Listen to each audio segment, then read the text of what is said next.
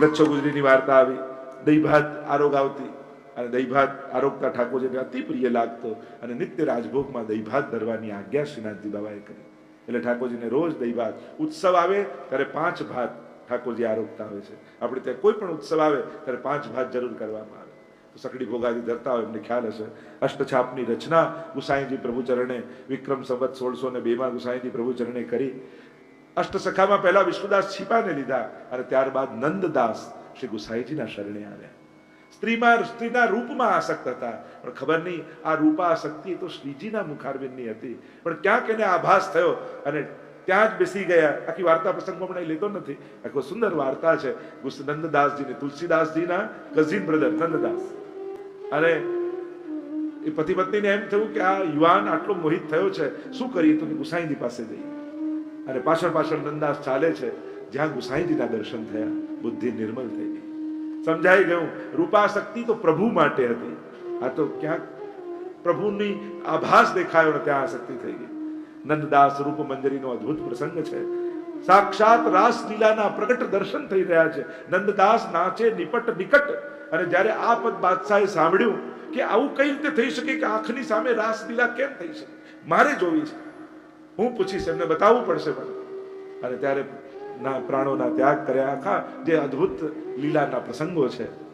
નંદદાસજી પણ અષ્ટસખામાં જોડાયા. અષ્ટસખાની રચના ગુસાઈજી પ્રભુચરણ દ્વારા થઈ. બધાને એક એક સમયની સેવા કીર્તનની સોંપવામાં આવી. અને હવે તો રોજ ઠાકોરજીનો વૈભવ એવો વધ્યો. મંગળામાં કોઈ કીર્તન કરે, શિંગારમાં કોઈ કીર્તન. 8 સખાઓ અષ્ટયામ સમયે કીર્તનની સેવા કરવા લાગ્યા. એટલે જ આપણે ત્યાં રાગ, ભોગ અને શૃંગાર આ ત્રણેય દ્વારા સેવા થાય છે. આ ત્રણેય વસ્તુ જો લૌકિકમાં વ્યક્તિ પડી જાય, રાગ, ભોગ, શૃંગારમાં, તો પતન થઈ જાય. તો ત્રણેય જે પતન કરનારી હતી, ગુસાઈજી એને ઉદ્ધારક બનાવી. આ રાગમાં પડ્યો તો કે તને રાગમાં આસક્તિ છે તો ઠાકોરજીના કીર્તન ગા. કેવા સુંદર સુંદર રાગોમાં રચાયેલા પદો છે. તને ભોગમાં આસક્તિ છે તો રોજ રોજ નિત્ય નવીન સામગ્રી કરીને ઠાકોરજીને ધરાવો. તને શૃંગારમાં આસક્તિ છે તો પ્રભુના સુંદર સુંદર શૃંગાર કર. તો આજ રાગ, ભોગ અને શૃંગાર ઉદ્ધારક થઈ ગયા. આગળ અજબ કુંવરીબાઈની કથા આવી. અજબ મીરાબાઈના કઝિન સિસ્ટર છે, બેન છે. મેવાડમાં રહે છે. ગુસાઈજીના સેવક થયા અને ગુસાઈજી એવી કૃપા કરી કે જ્યારે મને યાદ કરશો ત્યારે હું પ્રગટ થઈ જઈશ. સાક્ષાત અનુભવ કરાવતા. અને ગુસાઈજી પ્રભુ ચરણની કૃપાથી એવી કૃપા થઈ, રોજ સાંજ પડે એટલે અજબ કુંવરીબાઈ ગાદી તકિયા લગાવે, બટેરામાં સૂકા મેવા, દૂધઘર આદિ સજાવે અને વચમાં ચોપાટ લાગે. એક ગાદી પોતાની, એક શ્રીનાથજી બાવાની. અને રોજ રાતના સમયે છમ છમ છમ છમ અવાજ આવે. અને અજબ કહે કે હા બાબા પધારો, અને શ્રીનાથજી બાબા ત્યાં બિરાજે. અને પછી આખી રાત્રિ સ્વયં શ્રીનાથજી બાબા આ અજબ સાથે ચોપાટ ખેલે. રોજ જીતીને જાય ઠાકોરજી. પ્રસન્ન થતા થતા મંગળા પહેલા પહોંચી જાય. જો એટલે જ આપણે ત્યાં ખંડપાટ ચોકી હોય ને ઠાકોરજી, ત્યાં પાટ ઉપર ચોપાટ આવતી હોય છે. એ ચોપાટ આ અજબ કુંવરીબાઈની કાનીથી આવે છે. એમની સાથે શ્રીનાથજી બાબા ખેલતા. રોજ આવી કૃપા અજબ પર શ્રીનાથજી બાબા કરે. એક દિવસ રાત્રિનો સમય છે, બધી જ તૈયારી થઈ ગઈ છે. નુપુરનો ધ્વનિ સંભળાયો. કહ્યું બાબા પધારો. અને પ્રભુ આજે ખૂબ પ્રસન્ન છે. આજે મનમાં મલકાતા હોય પ્રભુ, એવું આપના મુખારબિંદ પરથી આભાસ થઈ રહ્યો છે. આજે કઈ પ્રસન્નતા અધિક છે બાબા. બિરાજા, ચલ અજબ ખેલ ખેલે. અને એક પછી એક પાસાઓ પડવા લાગ્યા. રોજ ઠાકોરજી જીતીને જાય, પણ આજે એક પછી એક પ્રભુની ગોટીઓ મરવા લાગી. અને ઠાકોરજી છેલ્લે હારી ગયા. અને હારી ગયા ત્યારે અજબને કહે છે કે અજબ કછું માંગ મેરે પાસ, મારી પાસે કંઈક માંગ. બે હાથ જોડીને અજબ કહે છે ગુરુદેવે શીખવાડ્યું છે કે પ્રભુ પાસે કંઈ માંગવું નહીં. પ્રભુ જેના ઘરે પ્રભુ ખેલવા આવતા હોય પછી બીજું શું માંગવું આપની પાસે? મારા ઉપર જ્યારે પ્રભુની આવી કૃપા હોય પછી માંગવાનું શું રહે? શ્રીનાથજી બાબા કહે કે મારી ઈચ્છા છે કે તું કંઈક માંગે. જ્યારે શ્રીનાથજી બાબાએ પોતે આમ કહ્યું ત્યારે અજબ કુંવરીબાઈએ કહ્યું કે આપ કહો છો બાબા કે હું આપની પાસે કંઈક માંગુ તો એટલું જ માંગુ છું કે આજ પછી કાયમ માટે આપ અહીં જ રહી જાઓ, અહીં જ રોકાઈ જાઓ. પ્રભુએ કહ્યું કે તુને એ કાં માંગ લીધું, તે આ શું માંગી લીધું? કેમ કરીને આ સંભવ થાય? પ્રભુ આપે માંગવાનું કહ્યું એટલે મેં વિનંતી કરી. ત્યારે પ્રભુએ કહ્યું કે હા, તારો મનોરથ ચોક્કસ પૂરો કરીશ, પણ હજી 100 વર્ષ ઉપરાંત સમયની વાર છે. જ્યારે ગિરિરાજજી ઉપર વ્રજવાસીઓ મને અહીંયાથી કાઢવા માટે તત્પર થશે, અને ત્યારે હું કાયમ માટે તારા ઘરે આવીને બિરાજીશ. અને આવું વચન સ્વયં શ્રીનાથજી બાબાએ આપ્યું. અને જ્યારે મેવાડ પાછા પધારશે શ્રીનાથજી બાબા, ભવ્ય મંદિર બનાવેલું છે ઉદયપુર રશિયાદીમાં, પણ ત્યાં સુધી મંદિર બનતું હતું ત્યાં અજબ કુંવરી બાઈની આ છપ્પરમાં, આ કુટિયામાં આવીને શ્રીનાથજી બાબા રોકાયા. અને પછી કહ્યું મારે તો અહીંયા જ રહેવું છે, અને એટલા માટે 4 ચોક કો મંદિર બનાયો ઓર આપ વિરાજે વાલો છપ્પર તરી. તો જ્યાં અત્યારે નિજ મંદિર છે શ્રીનાથજીનું, એ અજબ કોરીબાઈની કુટિયા છે કે જ્યાં શ્રીનાથજી બાબા આવીને રોજ ખેલતા, અને એટલા માટે પોતાનું વચન નિભાવવા માટે શ્રીનાથજી બાબા ત્યાં આવીને રહ્યા છે. અને એવું કહેવાય છે કે પાછા શ્રીનાથજી વ્રજમાં પધારશે વર્ષોમાં. એવું આપણે ત્યાં વચન છે કે શ્રીજી પાછા વ્રજમાં પધારે. હવે એમ તમે તો વ્યવહારિક દ્રષ્ટિની વાત કરો, એમ જોવા જાવ તો અત્યારે રાજસ્થાનમાં છે અને વ્રજ યુપીમાં છે. કોઈ ગવર્મેન્ટ વાળા, સ્ટેટ વાળા બીજા સ્ટેટમાં જવા દે. પણ એમ કહ્યું કે શ્રીનાથજી બાબા ક્યાં આવીને બિરાજશે? કે ગિરિરાજજીના પૂંછડીના ભાગમાં. અને પૂંછડીનો ભાગ આજે પણ રાજસ્થાન સ્ટેટમાં આવે છે. તમે ત્યાં જાઓ ને તો એ બોર્ડર રાજસ્થાનની આવે છે. હવે ક્યારે રાજ્યોના ભાગલા થતા હતા ત્યારે તો કોઈ પુષ્ટિ માર્ગી હતું નહીં એમાં, પણ ભગવાન પોતાની વ્યવસ્થા પોતે જ કરી લેતા હોય છે.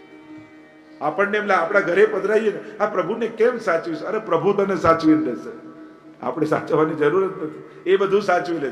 ઠાકોરજીની વ્યવસ્થા ઠાકોરજી કરી લેતા. ઘણા લોકો અમે એટલે નથી પૂછતા સેવા કે અમારા ગયા પછી કોણ સેવા કરશે? હવે જે કરશે એ કરશે, પ્રભુ ગોતી લેશે, પણ તમારો ભાવ કેમ બગાડો છો?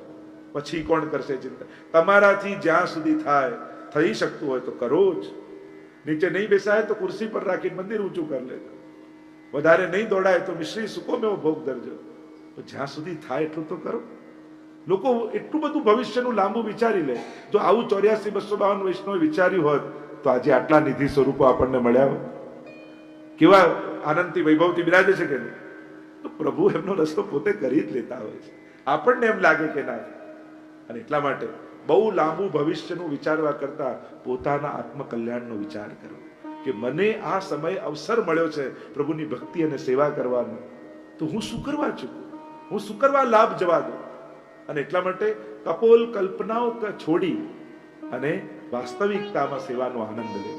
ભવિષ્યમાં શું થશે આપણે નથી જાણતા, આપણને નથી ખબર. કોણ જાણે આપણાથી સારી સેવા કરનારના ઘરે ઠાકોરજી બિરાજે. આવું કેમ નથી વિચારતા કે હું જો પ્રેમથી સેવા કરીશ ને તો ઠાકોરજી એવું કંઈક કરશે કે અમારા એવા કોઈ સગાને મનમાં ઈચ્છા થશે કે હું ઠાકોરજી પધરાઈ સેવા કરીશ અને વધારે ઉત્તમ રીતે સેવા કરશે.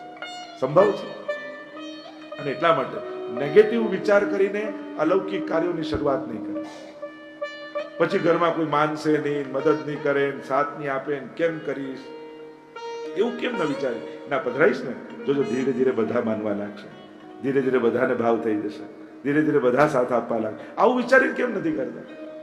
તમે જે ખોટું વિચારીશું એવું જ થવાનું પાકું તમને ખબર છે ના. ભવિષ્ય માટે આપણે અજાણ છીએ, ખબર નથી આપણને શું થવાનું, તો પછી નેગેટિવના પક્ષે કેમ બેસી જઈએ? જે વસ્તુ માટે તમે શ્યોર નથી એના માટે નેગેટિવ કેમ થઈ જાવ છો? શ્યોર નથી, કમથી કમ એના પક્ષે તો પોઝિટિવ રહો, કારણ કે આપણને ખબર નથી. અને એટલા માટે જ્યારે પણ સારું કાર્ય કરવાના હો, સારું વિચારીને કરો, ઉત્તમ વિચાર કરીને. થઈ જ જતું હોય છે, બધી વસ્તુ ગોઠવાઈ જ જતું હોય છે. જેને પુષ્ટાઈને પધરાય કોઈને વાંધો આવ્યો આજ સુધી?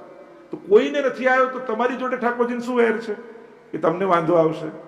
તમને નહીં આવે, બધું ગોઠવાઈ જશે. કરશો તો બધાય રસ્તા નીકળશે. પણ વ્યવસ્થા બધું ગોઠવાય પછી કરવું તો ક્યારેય નહીં થાય, પણ કરશો તો બધું ગોઠવાવા લાગશે. અને એટલા માટે ઉત્તમ સંકલ્પો બને એટલા જલ્દી સિદ્ધ કરવા, કારણ કે આ જીવનનો કોઈ ભરોસો નથી.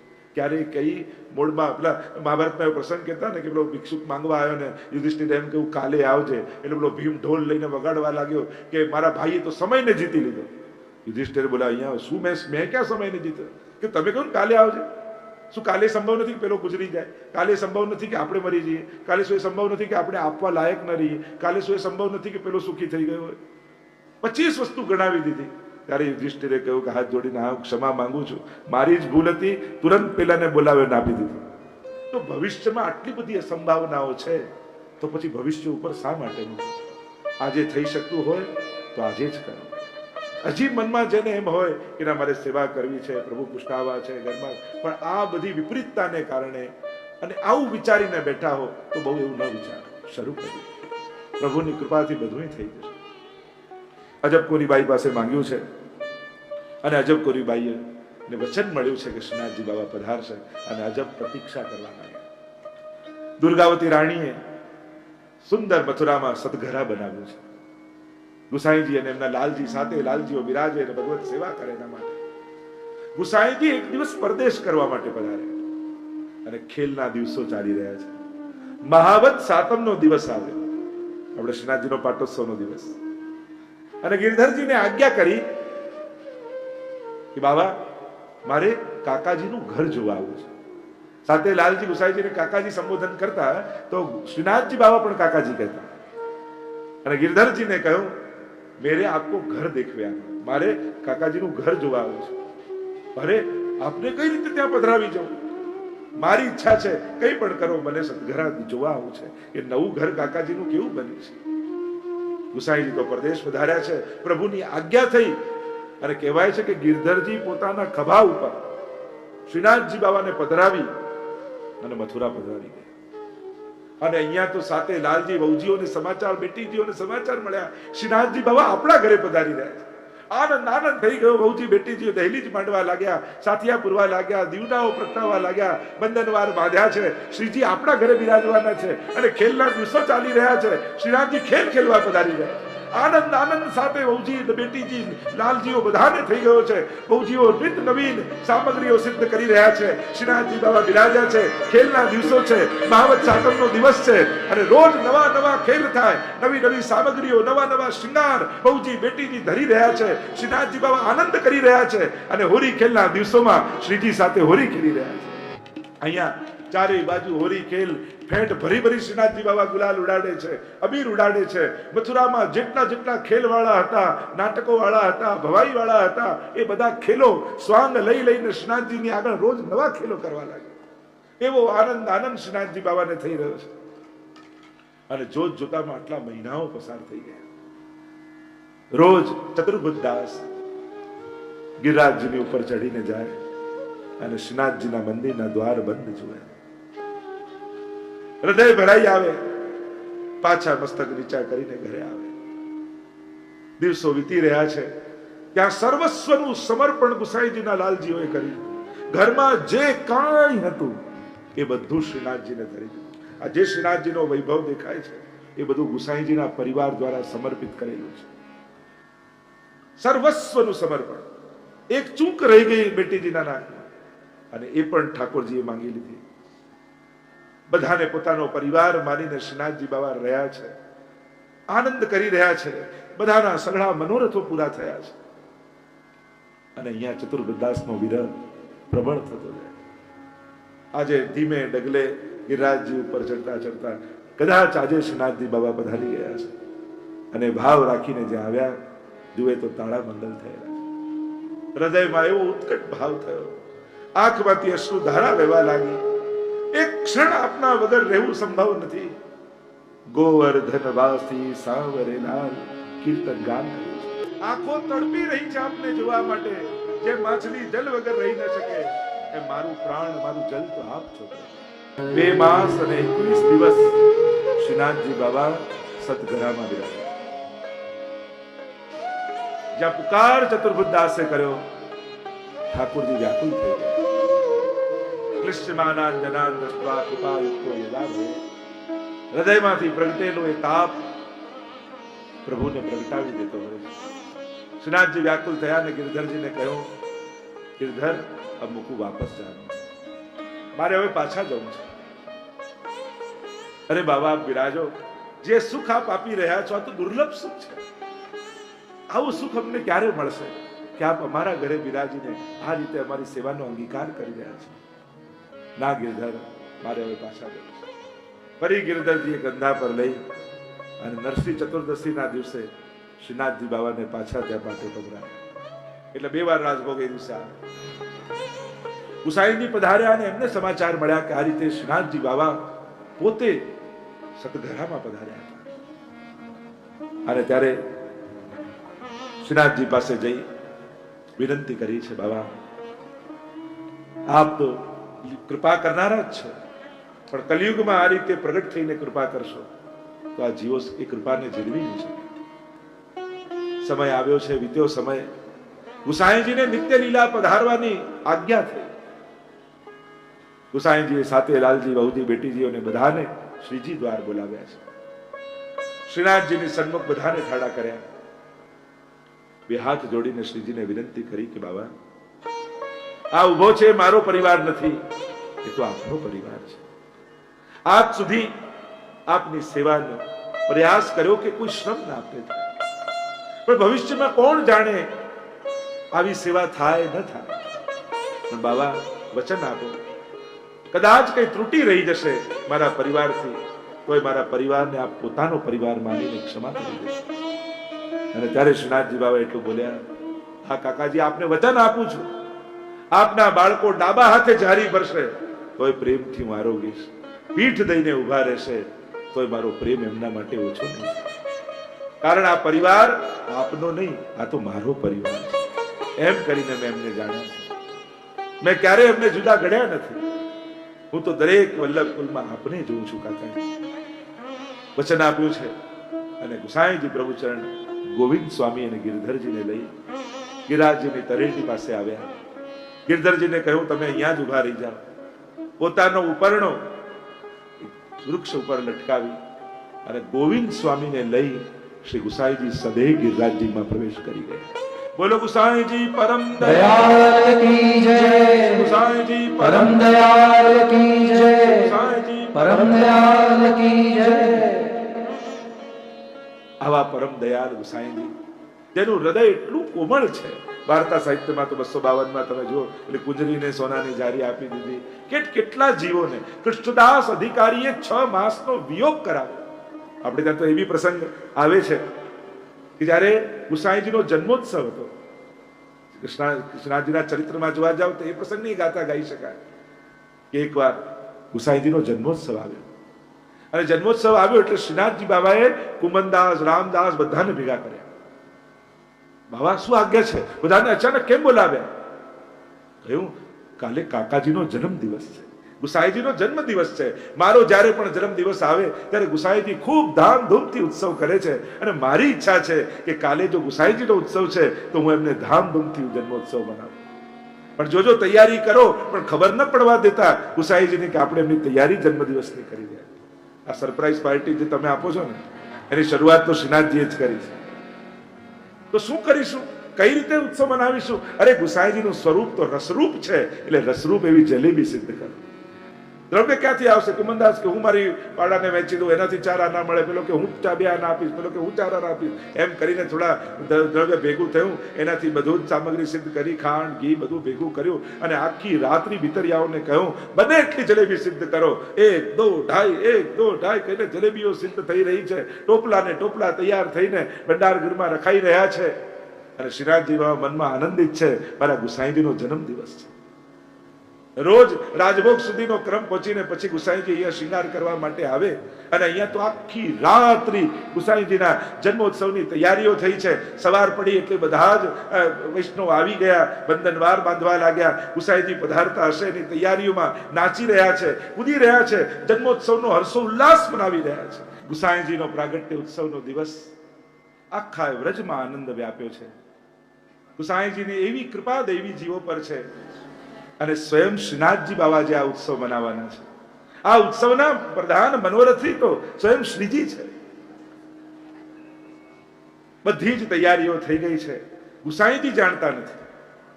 અરે નિત્યની જેમ ગુસાઈજી પ્રભુચરણ ગોકુલથી અશ્વ પર સવાર થઈને પધારી રહ્યા છે. રાજભોગ ધરવાનો સમય છે. અને કહ્યું ભીતરિયાજીને લાવ સામગ્રી પધરાવો. અને પછી તો ભીતરિયાજી સામગ્રીમાં જલેબીના ટોપલાના ટોપલાના ટોપલાના ટોપલા, એકની ઉપર બીજો, બીજાની ઉપર ત્રીજો, આખા ટોપલાઓથી આખું નિજ મંદિર ભરાઈ જાય. ગુસાઈજીને આશ્ચર્ય થયું, આજે કયો ઉત્સવ છે કે આટલી સામગ્રી સિદ્ધ કરી છે? અને ત્યારે શ્રીનાથજીએ કહ્યું, કાકાજી આપકો જન્મદિન કી બધાઈ હો. બધાઈ. ત્યારે ગુસાઈજીને યાદ આવ્યું, કરે મારો જન્મદિવસ છે. ત્યારે કહ્યું કે મારો જ્યારે જન્મોત્સવ આવે, પાટોત્સવ આવે, ત્યારે તો આપ ખૂબ ધામધૂમથી મનાવો છો, બધાને પ્રસાદ લેવડાવો છો, મોટો ઉત્સવ કરો છો. આપનો જન્મદિવસ ઈચ્છા મને મનાવવાની હતી અને એટલા માટે મેં આજ્ઞા કરી છે. આપ કોઈને ખીજાતા નહીં. મેં જ કુમનદાસ રામદાસને આ સામગ્રીઓ બનાવવાનું કહ્યું છે અને આપના જન્મોત્સવે બધાને પ્રસાદ કણિકા મળે એ રીતે મારે જન્મદિવસ મનાવો છે. શ્રીનાથજી બાબાના ચરણોમાં ગુસાઈજી પડી ગયા, વિનંતી કરી, કૃપાનાથ આપ તો કૃપાલુ છો, મારો જન્મદિવસ આપ મનાવો. હા, આજ પછી આપના જન્મદિવસ ઉજવાશે પ્રતિવર્ષ. એટલે જ આપણે ત્યાં વલ્લભકુલના જન્મદિવસ શ્રી ઠાકોરજીના મનોરથની આજ્ઞાથી એ રીતે મનાવવામાં આવતા હોય. શ્રીનાથજીના પ્રસંગોમાં તો અનેક રૂપ ચરિત્રો શ્રી ગુસાઈજી અને ઠાકોરજીના સાથે જોડાયેલા છે. કેટલા ભગવદીઓ ગુસાઈજી થકી શ્રીજીના શરણે આવે છે. માધુરીદાસની વાર્તા આવે છે ચરિત્રમાં.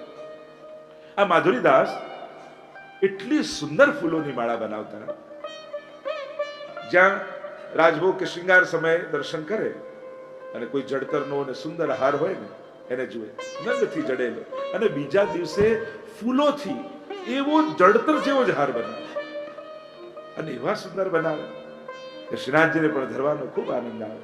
ગુસાઈજી પણ ખૂબ પ્રશંસા કરે. એકવાર માધુરીદાસના મનમાં આવ્યું કે રોજ હું દર્શન કરી અને પછી માળા બનાવું છું. આજે એવી માળા બનાવું કે જેની જડતરની પણ માળા ન હોય. અને આમ વિચાર કરી માધુરીદાસ પોતે માળા બનાવવા બેઠા, પણ કઈ સૂઝે જ નહીં. ધીમે રહીને છમછમ કરતા આવ્યા શ્રીનાથજી અને કહેવા લાગ્યા, જો આ માલા છે ને, આ રંગ ફૂલની પત્તી અહીંયા લગાવો, અને અહીંયા લગાવો, અને અહીંયા લગાવો. અને જેમ શ્રીનાથજી કહેતા ગયા એ માલા બનાવી તો એવી અદ્ભુત પુષ્પની માળા બની, જાણે કોઈ અદ્ભુત જડતરનો હાર હોય. માલા સિદ્ધ તો થઈ, પણ માધુદાસને એમ થયું કે વસ્તુ તો ઉત્તમ છે, પણ કોઈ ઉત્તમ શ્રી હસ્તે જો અંગીકાર થાય તો ઠાકોરજી રાજી થાય. પ્રભુ કેવલ વસ્તુઓથી રાજી નથી થતા, કોના હાથે ધરાવો છો એનાથી રાજી થાય છે. એટલે જ આપણી પુષ્ટિ માર્ગે આખી પરંપરા એવી છે ને, ઘરમાં કોઈ પણ મનોરથ કર્યો હોય આપણે વલ્લભકુલને પધરાવતા હોઈએ, અન્નકૂટ કર્યો હોય એમના હાથે ભોગ ધરાવતા હોઈએ, આરતી. આ કેમ? આનું કારણ શું? આનું મૂળ કારણ એ કે જે હાથથી આરોગીને ઠાકોરજી રાજી થતા હોય ને એ હાથને આગળ કરો. હું તો હંમેશા બેઠકજીમાં પણ કહું ને, હું જ કરી લઉં, હું જ ધરી લઉં, હું જ ભરી લઉં, એવો દુરાગ્રહ નહીં. જે હાથને ઠાકોરજી ઓળખતા હોય ને એ હાથથી ધારી ભરાવે. એટલે કે જે હાથથી અધિક સેવા પ્રભુની થઈ હોય ને એવાને આગળ કરી અને આપણે હાથ લગાવો. પુષ્ટિ માર્ગમાં હાથ લગાવવાનો વિવેક છે. બધું જ હું જાતે કરું ને, આ તો પેલા એ ભરી, મેં તો ભરી નથી, એવી હોડ નહીં લગાવે. અહીંયા તો હાથ લગાવો એટલે આપણી સેવા પહોંચી જાય. દરેકે દરેક વસ્તુ હાથથી જ કરવી, આ પુષ્ટિ માર્ગીય વિવેક નથી.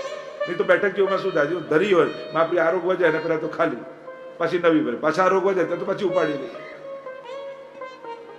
આ મર્યાદા માર્ગ નથી કે મારા હાથે જ જળ રેડું, મારા હાથે જ કંકુ ચડાવું. આ પુષ્ટિ માર્ગ છે. અહીંયા ઠાકોરજી કૃપા કરવાની શરૂઆત પાછળથી કરે છે.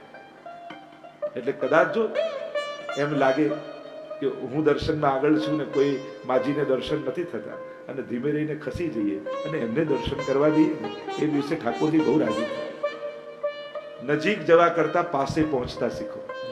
આપણને ધક્કો મારીને નજીક જતા આવડે છે, પણ ઠાકોરજીથી કેટલા દૂર થઈ જઈએ.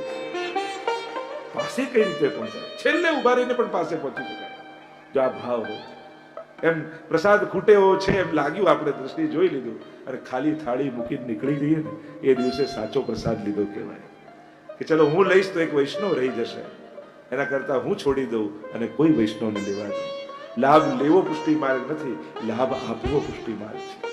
આ જો વિવેક સમજાઈ જઈશું તો આ બધું શાંત થઈ જશે. હું કરું એ જે વાત છે એ પુષ્ટિ માર્ગ. અહીંયા તો લાભ આપો, કારણ કે જ્યારે તમારા થકી કોઈને દર્શન થાય ને ત્યારે એની આંખમાં ઠાકોરજી તમને જોઈ લેતા હોય કે આ મારી સામે ઉભો છે પણ એને કારણે ઉભો છે. અરે હાથ પહોંચે ત્યાં સુધી જ આશીર્વાદ નથી જતા હોતા, દુઆ પહોંચે ત્યાં સુધી આશીર્વાદ જાય. આપણને લાગે ઠાકોરજીનો હાથ તો આટલો જ છે તો મારા સુધી ક્યાં પહોંચશે, લાવ નજીક જાઓ. આશીર્વાદ આ રીતે નથી પહોંચતા હોતા. પ્રભુના દિલમાંથી નીકળે તો દિલ સુધી પહોંચી જ જતા હોય. તમારી સામે પણ ના આવ્યા હોય તો આશીર્વાદ તમને ગોતી લે.